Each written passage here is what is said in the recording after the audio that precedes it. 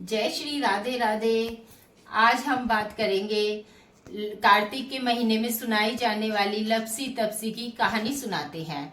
ये कार्तिक महीने की बहुत पुरानी कहानी है, बहुत पावन देने करने वाली कहानी है। कार्तिक स्नान व्रत करने वाले, कार्तिक का किसी भी नियम का पालन करने वाले हर व्यक्ति को ये कार्तिक की कहानी जरूर सुननी चाहिए। जो लोग पूरे कार्तिक महीने में एक बार भी लपसी तपसी की कहानी नहीं सुनते, उनके स्नान दाप दप पूजा पाठ जो भी नियम वो कर रहे हो उसका फल तपसी को मिल जाता है। इसलिए जानते हैं क्यों होता है। इस कहानी में बहुत समय पहले की बात है। एक गांव में दो मित्र रहते थे। एक का नाम था लपसी, एक का नाम था तपसी। तपसी मतलब जो भगवान को हमेशा सेवा में लगा रहता, तप करता। जो तपसी था हमेशा भगवान की सेवा में लीन रहता। जो लपसी था, लपसी मतलब जो ज्यादा खाने वाला। लपसी क्या था? जो रोज दही की लस्सी बनाता, भगवान को भोग लगाता और पी जाता। एक दिन की बात है, दोनों में बहस छिड़ गई कि भगवान का कौन बड़ा भक्त है। अभी लपसी कहता मैं बड़ा भक्त, तपसी कहता मैं बड़ा भक्त हूँ, क्योंकि मैं तो सारा दिन भगवान की भक्ति में लगा रहता हूँ। तो जय योग से नारद मुनि उस समय पृथ्वी पर भ्रमण करने के लिए वहीं आए हुए थे। उन्होंने लपसी और तपसी दोनों को झगड़ते देखा तो उनके सामने प्रकट हो गए और उनसे लड़ने का कारण पूछा। तब दोनों ने पहले नारद मुनि को प्रणाम किया, फिर अपनी समस्या बताई।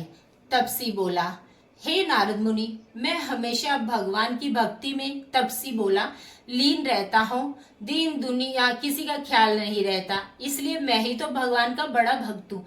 लेकिन ये लपसी ये नहीं मान रहा और खुद को भगवान का बड़ा भक्त बता रहा है। अब तपसी की बात सुनकर लपसी बोला, हे मुनिवर, मुझे पूजा पाठ भक्ति करनी नहीं आती, पर मेरा मन कहता है मैं भी भगवान का सच्चा भक्त हूँ। ये क्यों? क्योंकि मैं हमेशा भगवान को भोग लगाए बिना नहीं खाता।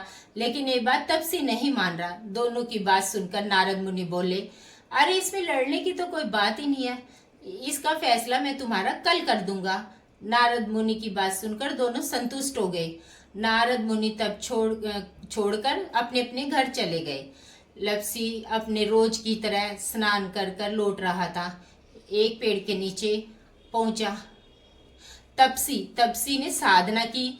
नारद मुनि वहां आए और उसको साधना करते देखकर नारद जी ने उसके आगे 1.25 करोड़ की एक अंगूठी फेंक दी। तपसी साधना करता हुआ जोर जोर से मंत्र जाप कर रहा था, बार बार आंखें भी खोल रहा था। तभी उसकी नजर अंगूठी पर पड़ी। उसने अंगूठी की तरफ देखा और उठाकर अपने पैर के नीचे दबा ली। फिर से साधना करने बैठ गया। इधर लपसी भी रोज की तरह आया और 1.25 सेर दही की लस्सी बनाई, लोटे में घुमाया और भगवान को भोग लगाया और पी रहा था। नारद जी ने उसके आगे भी एक अंगूठी डाल दी। लपसी की नजर भी अंगूठी पर पड़ी। तब उसने अंगूठी उठाते हुए सोचा कि मुझे ये अंगूठी महंगी लग रही है, तो जिसकी अंगूठी गुम हुई होगी वो कितना दुखी हो रहा होगा। मुझे जानना चाहिए ये अंगूठी किसकी है। वो चारों तरफ देख रहा था कि आवाज लगा रहा था, लेकिन उसको कोई नहीं दिख रहा था।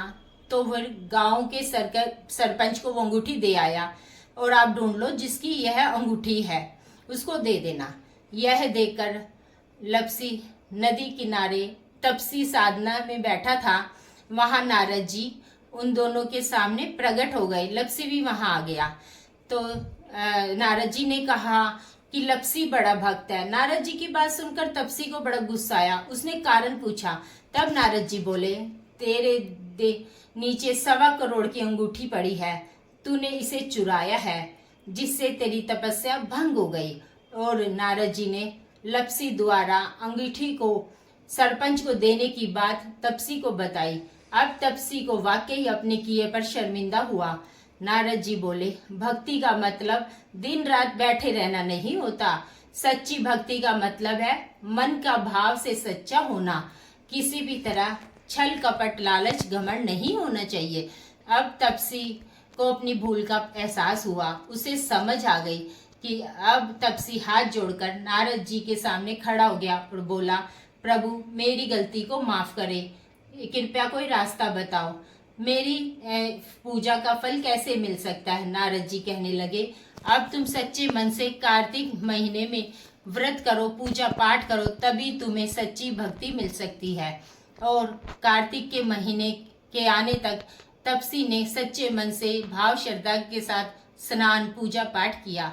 कार्तिक के महीने में नारद जी प्रकट हुए और बोले कि तू अब सच्चा भक्त है। जैसे हीरे को तराशने पर उसकी चमक आती है, वैसे ही तेरी भक्ति में भी चमक आ गई। मैं तुझे वरदान देता हूँ, जब भी कोई कार्तिक नहाएगा वो तेरी कहानी जरूर कहेगा।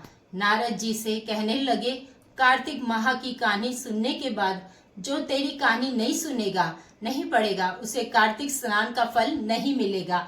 जो दान देकर दक्षिणा नहीं देगा और उसे वो सारा फल तेरे को मिल जाएगा।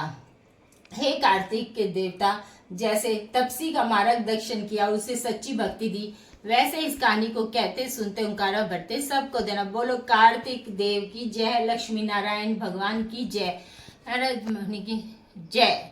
और आपको मेरी सुनाई गई कहानी पसंद आई हो तो प्लीज आप इस वीडियो को ज्यादा से ज्यादा शेयर कीजिए और चैनल को लाइक एंड सब्सक्राइब कीजिए। जय श्री राधे राधे।